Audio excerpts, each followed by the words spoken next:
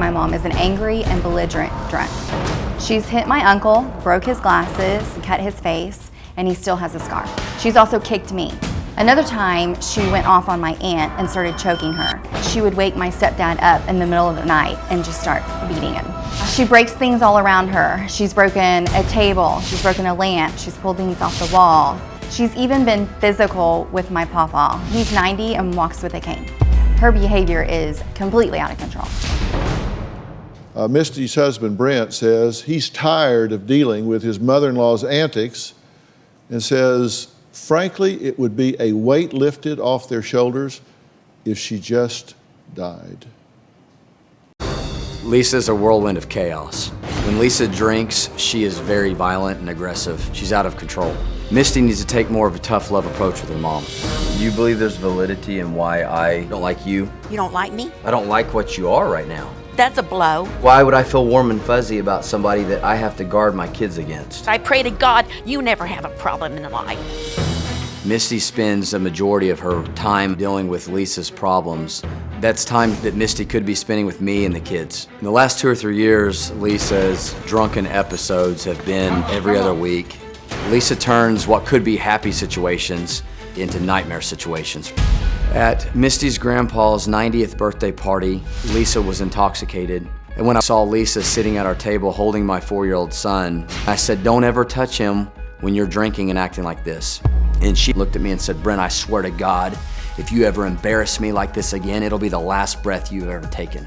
I don't want my kids to grow up around a drunk. It really ticks me off what Lisa has put me and my family through. For years, Misti has enabled her mom. I've told Misti that if her mom were to pass away, it would be a weight lifted off our shoulders. I'm not here for Lisa. I'm here for Misti. Brent, I'm glad you're here. And you say you're here for Misti, not Lisa. What do you mean? Well, ultimately, I'd love for Lisa to get help. Sure. But after 17 years, I mean, she was high on our wedding day. My wife could not experience a joyful wedding like she should have been able to. And from that moment on, it's just been one thing after the other. Well, does this come between the two of you? Absolutely.